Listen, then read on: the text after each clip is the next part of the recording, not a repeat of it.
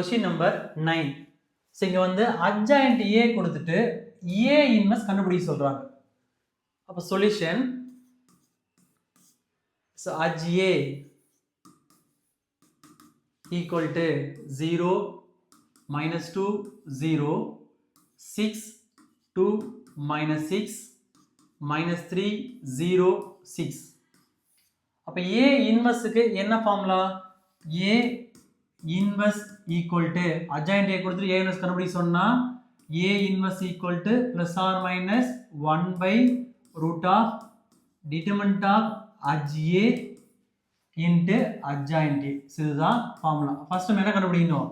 determinant of adjoint A கண்டுபிடிக்கணும். அப்ப determinant of adj A equal to இங்க என்ன வரும்? இங்க plus, இங்க minus, இங்க plus. இங்க plus 0 ன்னு எடுத்தா 0 into any number 0 தான் வரும். அப்ப டைம் வேஸ்ட் பண்ண வேணாம்.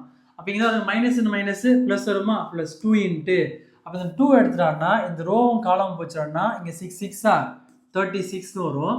நெக்ஸ்ட் ஃபார்முலா ஒரு மைனஸ்.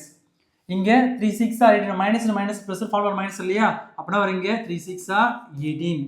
இங்க நான் plus 0 ன்னு எடுத்தா இங்க 0 into any number 0 வந்துரும். அப்ப அந்த வேல்யூ போட தேவையில்ல.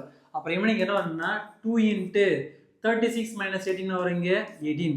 அப்ப 2 into 18 மல்டிப்ளை பண்ணா 36. இந்த ஃபார்முலாவை சப்ஸ்டிட்யூட் பண்ணா சம் முடிஞ்சிச்சு. அப்போ plus or minus 1 by root of adj என்ன கண்டுபிடிச்சோம்? 36. அப்ப 36 into adjoint क्वेश्चन நாம கொடுத்திருக்கிறது தான். adjoint என்ன கொடுத்திருக்கான்? 0 minus 2 0, 6 2 minus 6 minus 3 0 6. plus or minus 36 root எடுத்தா வெறும் 6 தான் வரும். அப்ப 0 minus 2 0, 6 2 minus 6 minus 3 0 6.